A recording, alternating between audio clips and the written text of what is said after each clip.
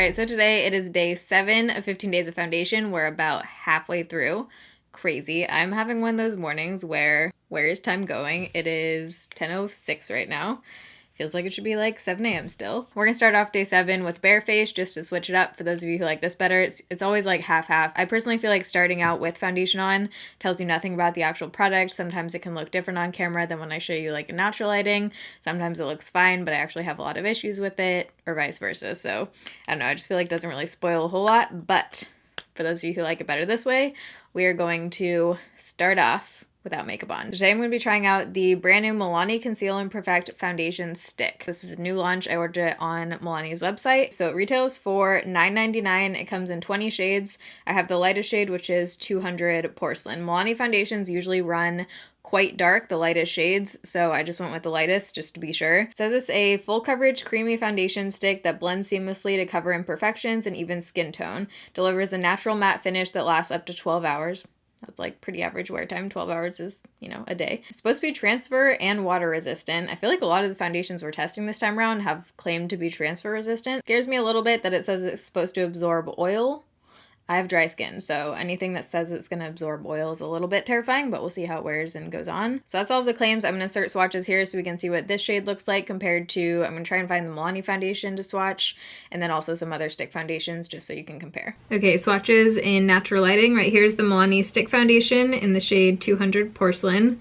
Next over is the Wet n Wild stick foundation that I reviewed in day 4, I want to say. This is the lightest shade Alabaster. The new L'Oreal foundation from day 2 in the lightest shade 400. Fenty Beauty 110. Josie Maran Vibrancy in RG5. Dermacol 208. CYO Life Proof in 101. And Maybelline Fit Me Matte and Poreless in 110. So if you're excited for day 7 of 15 days of foundation and you've been enjoying the series so far, don't forget to give this video a thumbs up. Don't forget to vote one time a day for the shelter that you want to win $10,000. I'm going to be doing a meetup in that winning city, and we're also trying to raise $25,000 at the link down below. So we so appreciate all of your guys' support. We're about halfway through now, so hopefully we're halfway to our goal. I'm filming this on January 24th right now, so the announcement video hasn't even gone up. So I'm going to pin a comment with where we're at as far as what money we've raised so far and how much more we have to go to our goal. Okay, let's put this back. Oh, these clips always get like stuck in your freaking hair. What the heck? What am I doing wrong here? Push the bonnet? Oh, there we go. Okay, so it just gets kind of stuck when you start to turn it. So with stick foundations, my favorite brush to apply it with is the Sigma F82. This is a round kabuki, and it's just super dense and it blends out stick foundations really well. So I'm going to be using that on half my face and then my LA Girl sponge on the other side just to try it. Typically, I don't like sponges with stick foundations, but we're going to try it out. And right now it is 10:12 when we're starting this. Let's start out with this side today just to switch things up. Ooh, that scent. It smells like rubber. Like literally straight up rubber. It smells like I'm in a tire shop. Blend it out with the brush. So this is supposed to be full coverage, natural matte. Definitely feels pretty dry. Shade looking at my neck looks like a pretty good match though. Feels very dry blending it out. Like I wouldn't say this is creamy at all. Uh-oh, folks. Definitely clinging on my dryness and my pore area. Not looking good, and around my nose. I don't have major dryness right now. My face actually is like very moisturized today because I used a Dr. Jart like sleeping mask last night, and I woke up and my face felt so nice and like moisturized and plump, but it is just making me look super dry. Doesn't look like total full coverage. It's not covering this stuff, and I can still see some redness coming through, so I'm gonna add a little bit more and see if we can cover that up.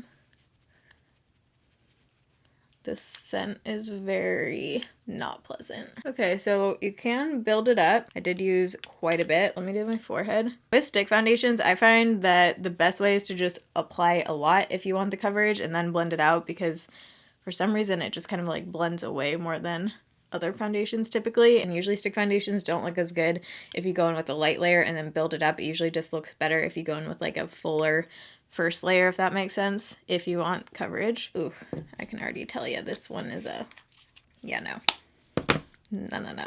If you are new here, I used to have oily skin, and I can tell you firsthand that foundation looks so different depending on your skin type. It can look like an entirely different finish. It can just sit so different on your skin. So just because I don't like something, it might just not be for dry skin or for my skin personally. Even within dry skin, you might like something I really don't like. So just always keep that in mind. You can watch other videos, do your own research, try it out for yourself. Foundations really can look entirely different. The Milk Makeup Blur Liquid is a great example of that. When I had oily skin, that looked so beautiful on my skin. It looked like dewy and just so smoothing. And now that I have dry skin, it just does not work for my skin. And it also looks very matte. So it's bizarre. Even with a sponge, it's just not looking good, folks. Especially around my nose. It's like wherever it can kind of cling to. The finish does look a little better with the sponge with this one, but I'm not getting full coverage. So I might try and build it up and then smooth it out with the sponge. I am worried for how this is gonna look right here on my forehead. Luckily, I just have 5,000 loads of laundry to do and organizing and things around the house today, so if this looks like total shitsies, it is okay. No one is gonna see me. Not horrible on my forehead, actually. It's not looking too bad, but I don't love how it's looking right here. I do agree with the natural matte finish claim. It's looking a little bit satin matte, but it doesn't look like flat matte for the most part. I was expecting a little bit more coverage out of this one. Like I said, you can build it up to full, but even then it's not like super opaque full. At least they came out with a shade that matches though, so that's a plus, if anything. So right now it's 10:20. That's when we're gonna call the check-in time. Let me see how this is feeling, if I'm gonna have to powder. It doesn't feel super tacky. I think I'm gonna be able to blend stuff okay. I am gonna give this a few more minutes too to kind of set down. I'm gonna do the rest of my makeup. We'll be back for a flash test and to see how this looks in natural lighting. Right now, I think you know how I feel about it. Definitely am not looking forward to putting this on my face again, but I will for you guys. All right, it's now 11:03 and the rest of my makeup is on, and I'm feeling pretty much exactly the same about it. I think it looks slightly better now that the rest of my makeup is on, but still to the point where I just would not want to wear this one again. I don't think this is for dry skin whatsoever, or if you have any kind of like texture or anything. It's a clinger. But we're gonna wear it throughout the day. We'll see how it holds up. We'll see, maybe it'll like warm up to my skin, because it said it controls oil.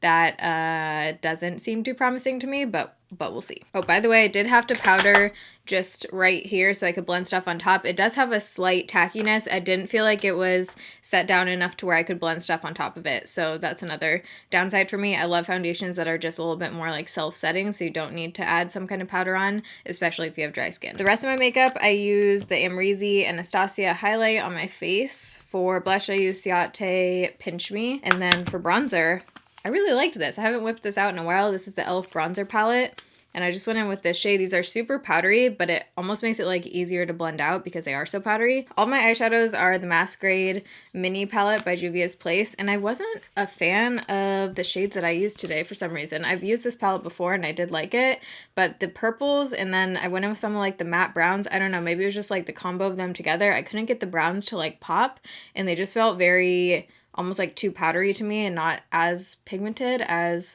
some of the palettes by them I've used in the past. So I don't not like this one. I'm just going to keep playing around with it. Inner corner, I use this Pop Beauty Flash Shadow in Cosmic Confetti. Lashes, AOA, I was on there the other day on Shop Miss A. I always want to say Shop Miss A, the dollar makeup site, and they had these new like premium lashes, so I ordered these in the shade, or in the style Shelby. Pretty sure they were $1. They're supposed to be like 3D faux mink lashes, and I really like the way these ones look, so hell yeah. And then for lips, I used Collab See-Through Liner. Been loving this one with the Sephora Liquid Lipstick in 32. This is like one of my all-time favorite nude lip shades. Oh my god, this eye twitch. Can you stop, please? Let's go see what this looks like in natural lighting, and we'll do a flash test. Okay, here we are in natural lighting. Well, let me see how we're looking here. Basically the same. Yeah, the same. I feel like there's not a whole lot more I can say about this one.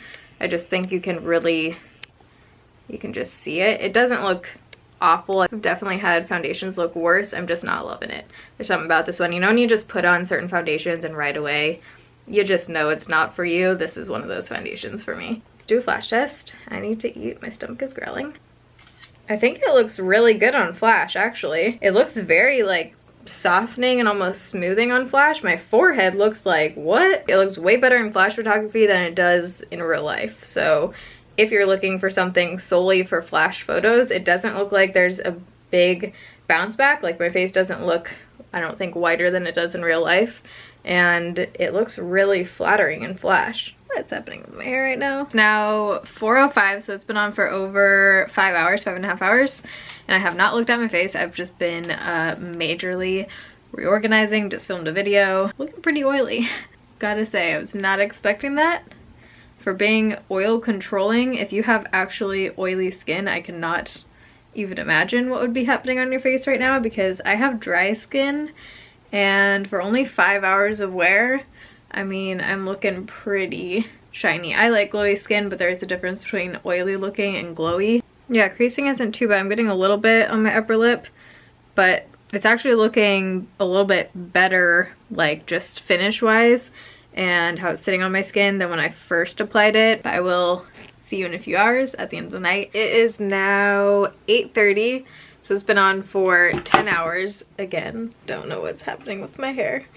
I just filmed organizing my bathroom video, so by the time this video goes up, that will have already been up for like weeks, but I'll link that in the eye down below if you missed it. What are we doing? Talking about foundation. I would say it looks slightly oilier than the last check-in around my nose area, but it doesn't look too much worse. It looks about the same. Definitely looks a bit greasy. You can just see around my pores, and then obviously on my forehead. I feel like my whole face looks like it's like faded or something. It's just something about the formula of this one that is just not quite there. I just think there are better options out there for $10 or cheaper. If you enjoyed day 7, don't forget to give this video a thumbs up. I love you guys. Thanks for watching. See you in my next video. Bye.